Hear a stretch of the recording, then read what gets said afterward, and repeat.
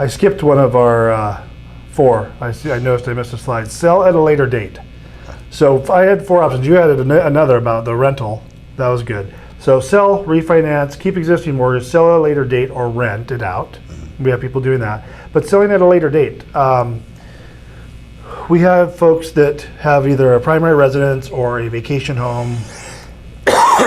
So sorry. Or a rental of some sort that they're making rents on. Okay, let's say it's a rental, or any of those types of homes, and either the value's not there, or they want it to hopefully go up in value so they can sell. So I'll give you a specific circumstance. We had a client, vacation house, they make rents. It's like in Aspen or something like that, Big Bear, I don't know.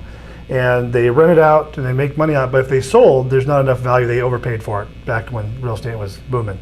So they want to wait several years before they sell it. That was the agreement. We'll continue to share the rents and manage the property together, but we don't want to sell it because it's going to be at a loss. It'll be a short sale. We don't want to ruin our credit.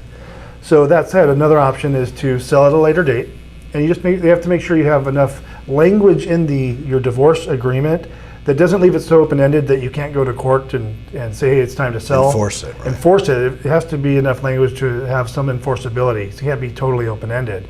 So you need to say something to the effect of, like in this case we said, within 5 years, the parties will meet and confer on a yearly basis to determine the appraised value for purposes of selling when it is enough to cover the fees and so forth of selling the property without a loss. So that way, if you get to that point and it's there and the other party says, oh, no, I actually want to keep it, you can go back to court and say, no, this is what we agreed to, and get the court to intervene.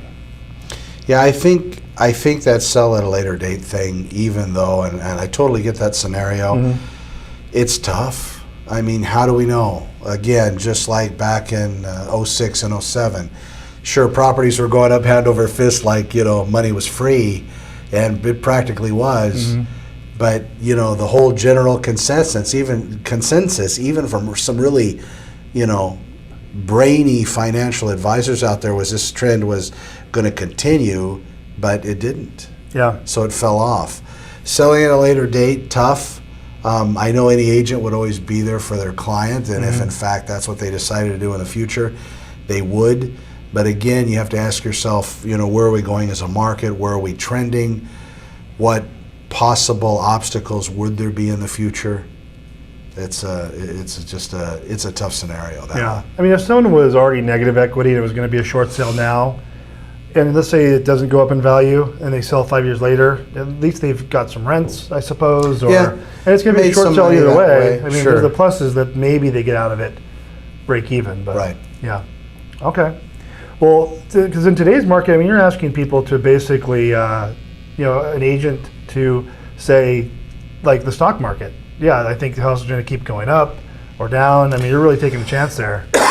Yeah, that's the trade line, right? So somebody calls a real estate agent on the phone and says, "Is it a good time to buy?" Yes, yes, buy right now. Yeah.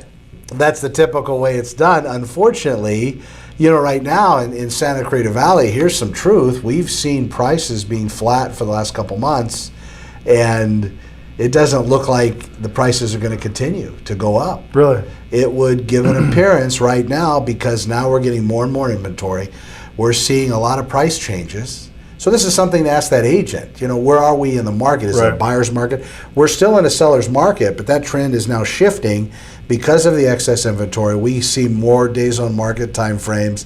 We see a lot more properties having their prices changed, and those changes aren't positive, they're negative, they're actually reducing. We don't see the actual sales prices changing, but again, that will eventually happen if we keep on the trend. There's no new buyers that come out into the market wanting to purchase at the current levels. There's no other place for it to go. That whole evolution is so interesting, the transition from equity growing and home prices going up to how buyers and sellers realizing, well, my house is on the market too long, and then buyers saying, well, I noticed that there's being price reductions, so everyone just kind of sits on the fence. Absolutely. And there's like this delay. Correct. And that's what we're seeing right now. A lot of buyers, they're waiting. And we have a plethora we're working with, but they're just waiting. Yeah. And I get that. And we have sellers. The biggest question today from a seller is, where am I going to move? Okay, so I want to upgrade from this house. Is there going to be a house for me? It's not to that point where I could say 100%, yeah, oh yeah, sure. Right. And then the other question, well, what do I do if I sell this? We should make this sale contingent on me finding the home of choice.